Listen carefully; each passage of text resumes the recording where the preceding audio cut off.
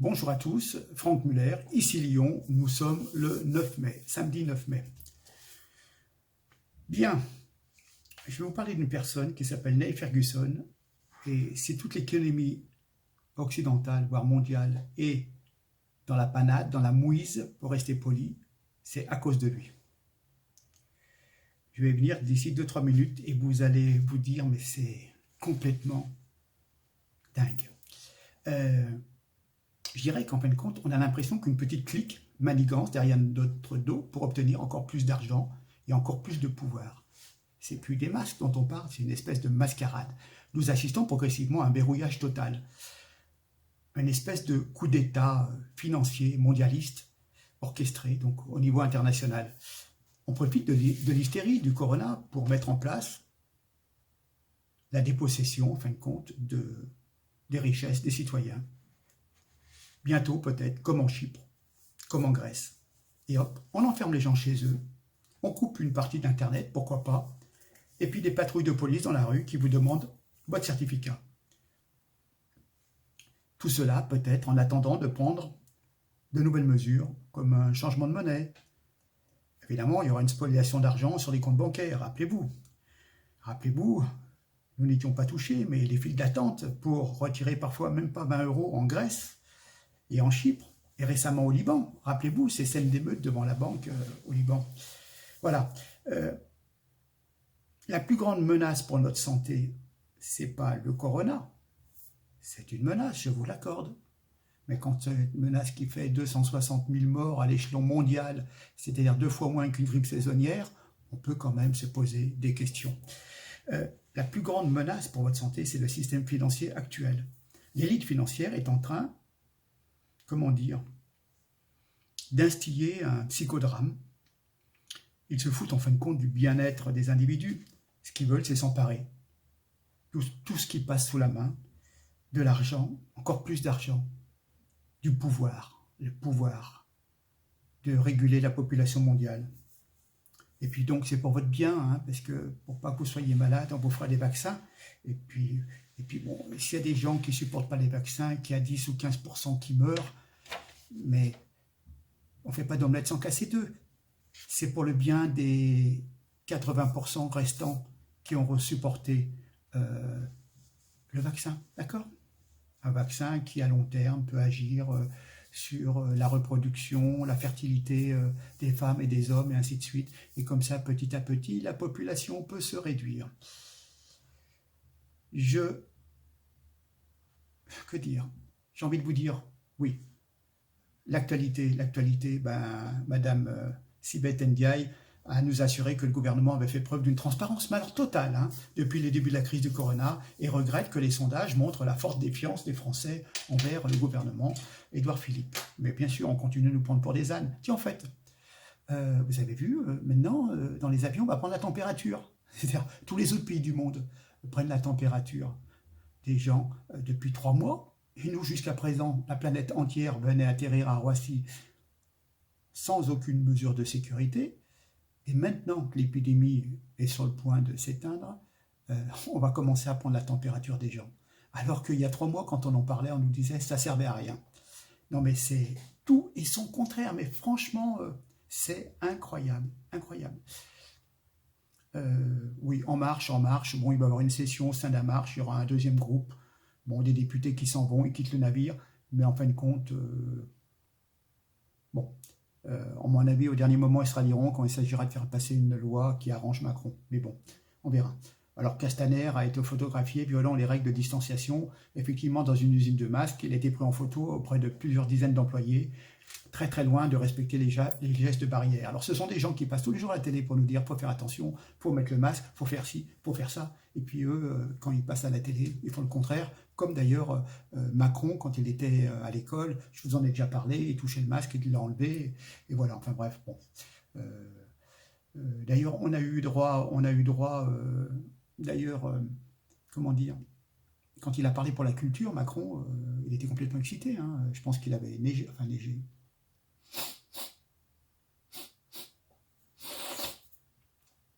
Je ne dis rien d'autre. Mais il était très excité. Hein. Il avait trop pris de vitamine C, je pense. Voilà. Qu'est-ce que je... Ah, tiens, Sans permis, à peine libéré de prison, il renverse une aide-soignante et la blesse grièvement. Merci, Madame Belloubet, d'avoir fait sortir des milliers de personnes qui auraient dû rester encore un peu plus en prison. Ah, dans mon quartier à Banblin, un jeune adolescent de 14 ans, il faisait le zouave, évidemment, en scooter, sur le trottoir et sans casque. Et ben, il s'est pris une bagnole et ben, maintenant il est à l'hôpital. Quand on vous dit, hein, c'est pas du racisme. Hein, c'est, voilà. S'il y a des petits cons, il y a des petits cons. Hein, c'est pas parce qu'il est noir ou il est d'origine du Maghreb.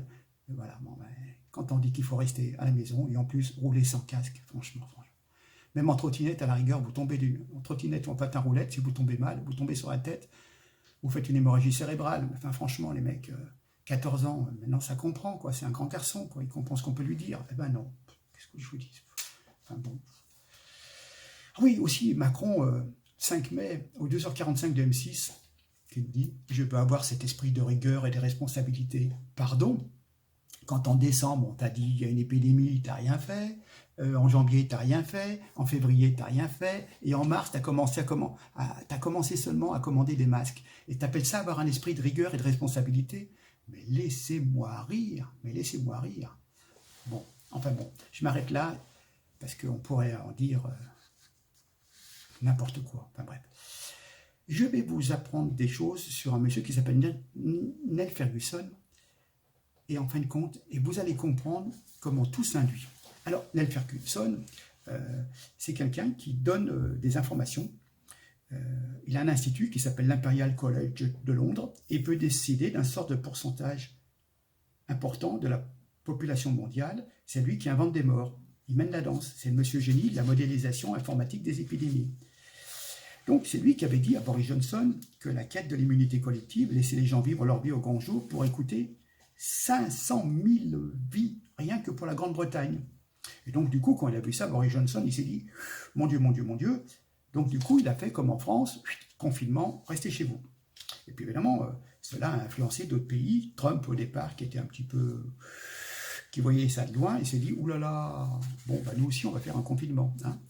Alors, suite à ce monsieur Ferguson, le 23 mars, le Royaume-Uni a laissé tomber sa thèse de l'immunité en faveur d'une stratégie de répression et le pays s'est préparé à des semaines de blocage.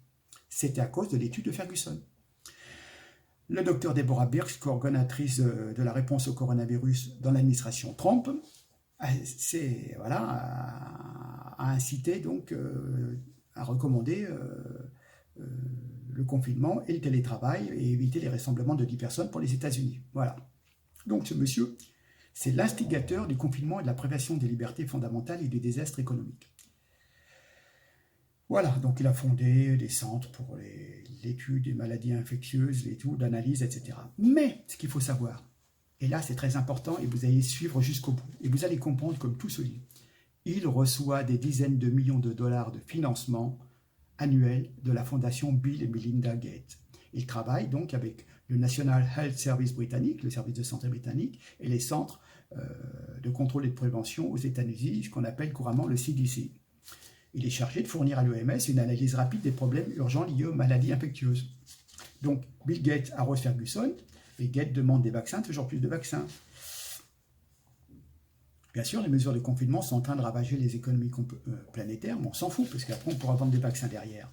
Donc, voilà, rappelez-vous que Bill Gates a encore fait des mamours à l'OMS et qu'il a injecté 350 millions de dollars pour combattre le coronavirus, renforçant ainsi son contrôle sur cette organisation qui devrait théoriquement être indépendante. Hein.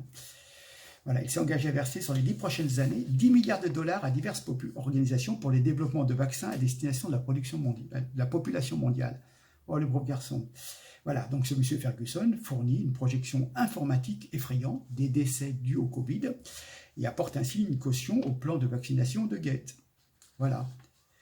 Donc, sur la base des desiderata de Bill Gates qui veut vacciner tout le monde, le CDC américain, l'Organisation mondiale de la santé agissent conformément aux recommandations de Ferguson. C'est une chose.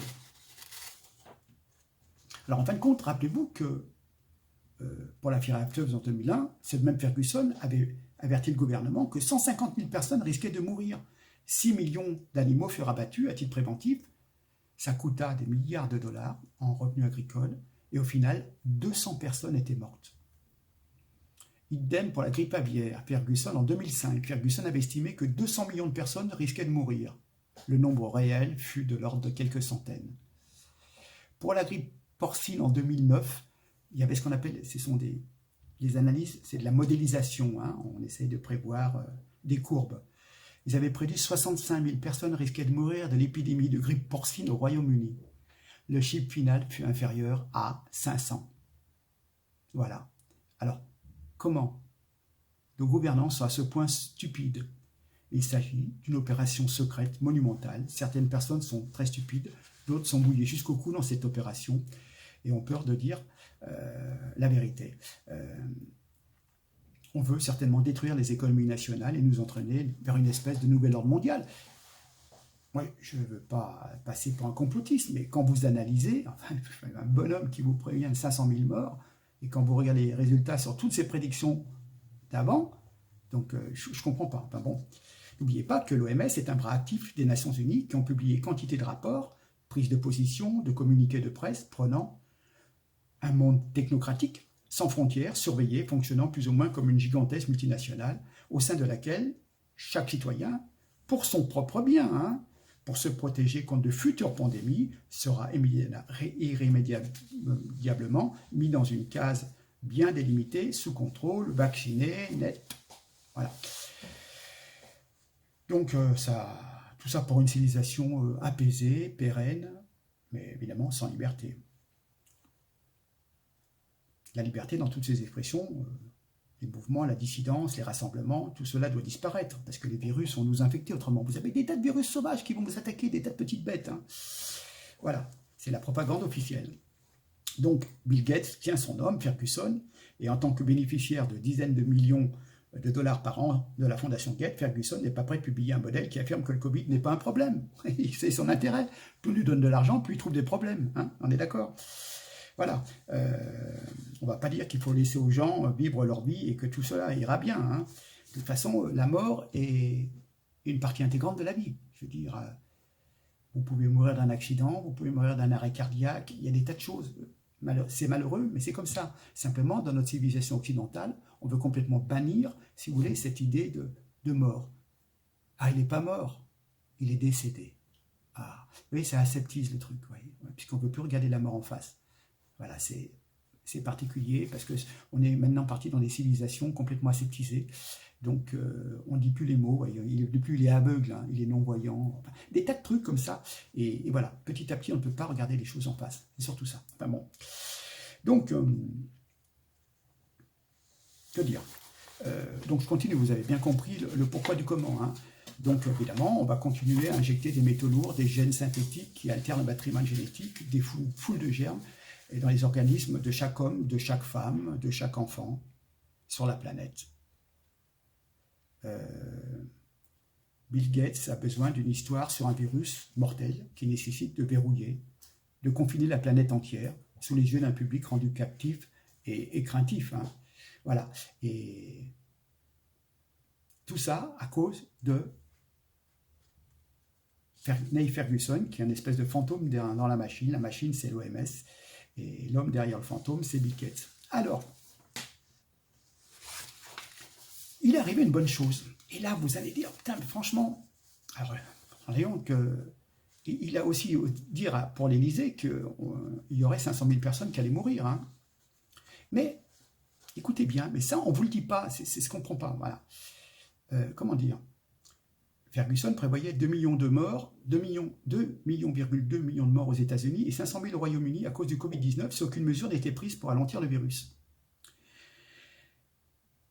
Et au bout d'une journée de confinement ordonné au Royaume-Uni, Ferguson a changé d'avis, révélant que beaucoup plus de personnes sont probablement atteintes du virus et que son équipe avait prévu que son équipe, parce que atteint du virus que son équipe avait prévu. L'épidémiologiste prédit que les hôpitaux seront en mesure de prendre en charge les patients atteints du Covid-19 et estime que seulement 20 000 personnes, voire moins, mourront du virus lui-même ou de ses effets secondaires. C'était le News Scientifique un mercredi des semaines précédentes. Donc, il a fait passer, mine de rien, sa prévision de 500 000 morts à 20 000. Comme ça, toc. Et pendant ce temps, nous, on a tout bouclé.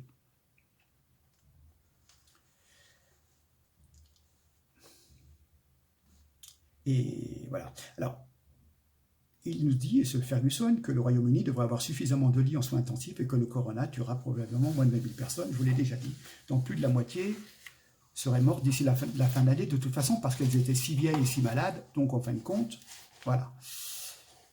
Et puis de toute façon, pour remplacer ce chiffre dans son contexte, il y a généralement des milliers de décès dus à la grippe chaque année au Royaume-Uni, donc en fin de compte, c'est pas tout à fait la même grippe, à peu de choses près, voilà.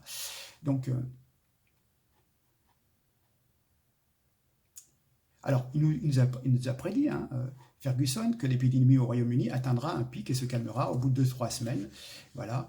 Et alors qu'il avait déclaré qu'il fallait 18 mois de quarantaine, quelques jours avant. Vous voyez, on a tout et son contraire. Décidément, c'est la même école que Macron.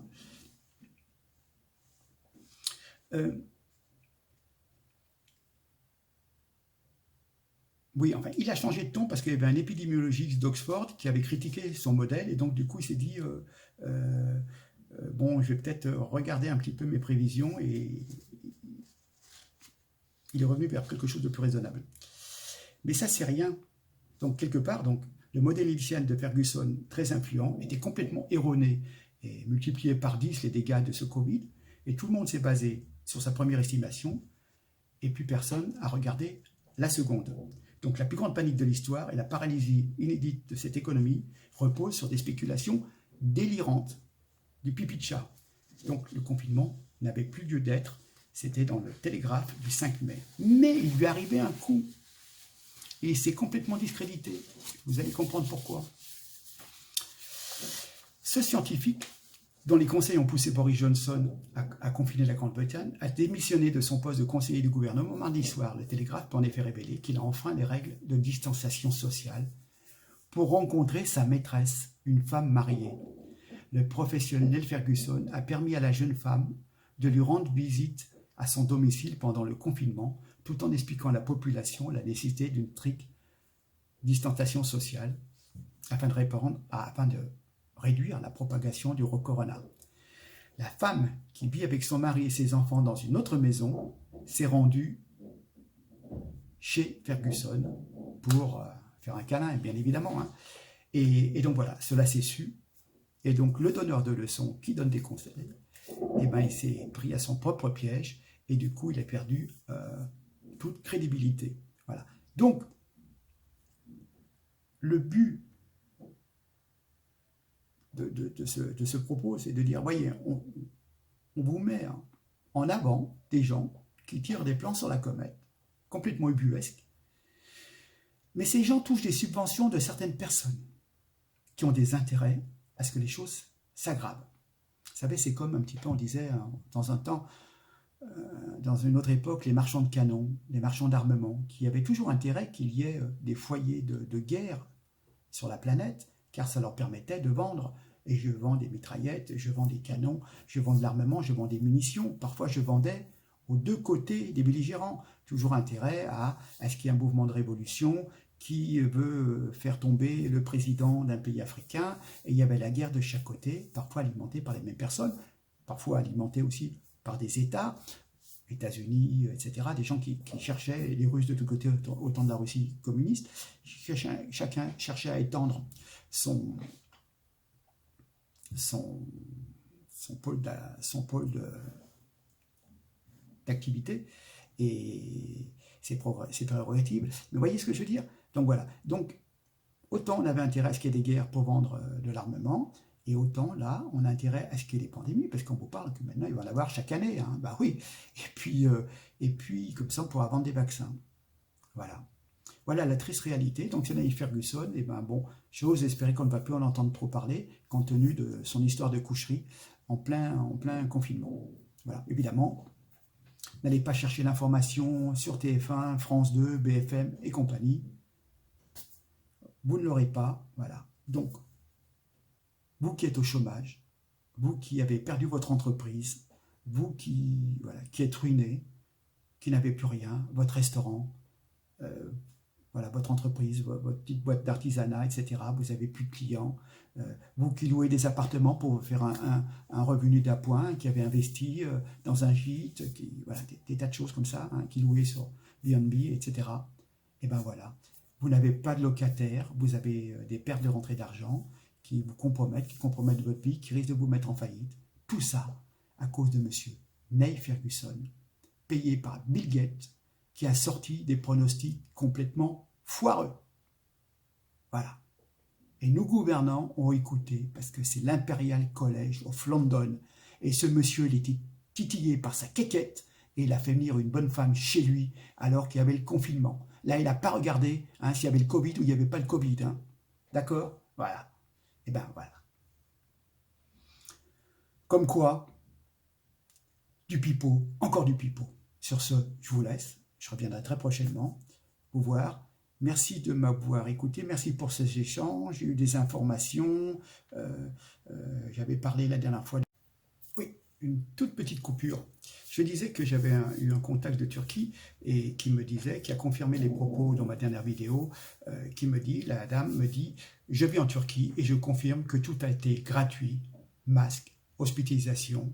Comme je suis française expatriée, un médecin turc nous a même téléphoné pour nous demander si tout allait bien. Les 70 ans comme moi et les moins de 21 ans sont en confinement et nous avons un numéro de téléphone pour appeler la gendarmerie pour faire nos courses. Superbe organisation ici. Je suis désespéré de voir ce qu'il se passe en France. Voilà, c'était l'exemple turc. Un petit point de détail aussi sur ma précédente vidéo. À un moment, je me suis trompé dans les chiffres. Enfin, les chiffres de morts, quand je citais les pays de l'Est, je crois qu'on doit être à peu près 650 morts en Pologne pour un pays qui doit faire à peu près 35 millions d'habitants, il me semble. J'ai dû vous dire 10 ou 11 millions, je ne sais pas pourquoi. J'ai confondu avec un autre pays de l'Est. Voilà. Mais pour vous dire l'équivalent. Simplement aussi, dans les pays de l'Est, on note les personnes qui sont décédées, qui sont vraiment décédées du corona. En France et dans d'autres pays, on fait un gros mix et c'est tout le Covid, on met tout sur le dos du Covid pour faire plaisir à qui, vous savez, tout en haut de la pyramide. Voilà. Donc, vraiment en France, qui vraiment est mort du corona? Voilà, c'est une autre histoire. Sur ce, je voulais vous remercier. Je vous souhaite une bonne fin de journée de samedi. Je voulais vous remercier pour tous les partages, tous les commentaires. La vidéo précédente a pratiquement fait 10 000 vues sur YouTube et elle a fait plusieurs centaines sur Facebook parce que je diffuse sur les deux pour mieux croiser par rapport aux algorithmes de Facebook. Donc on peut dire que je suis à plus de 10 000 vues largement sur la précédente vidéo, numéro 117.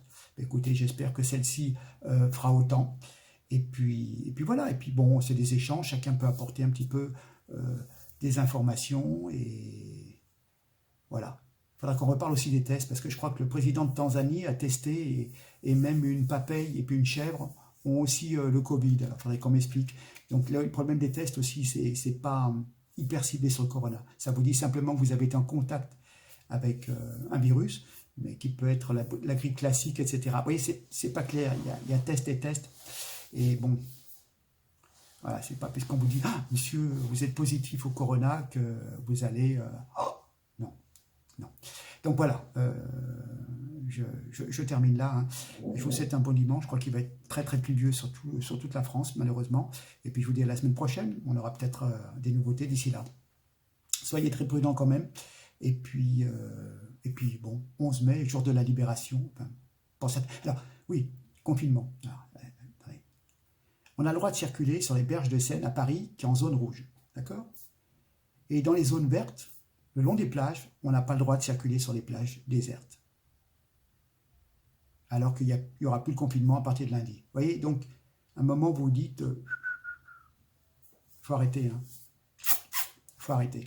Voilà, enfin bon, je termine d'une façon humoristique. Parfois, qui peut être ridicule même d'ailleurs, mais bon, allez. Il y a des choses plus graves, on le sait bien. Allez, je vous remercie en tous les cas. Merci pour tous les partages, les abonnements, etc., etc. Allez, faites connaître, et puis ma foi, si ça peut vous apporter quelques éléments de réflexion, d'information, qui fait quoi et à qui ça profite, et qui le dit, et qui est en haut des manettes, voilà. À qui ça profite. Allez, merci, à très bientôt. Terminez bien, au revoir.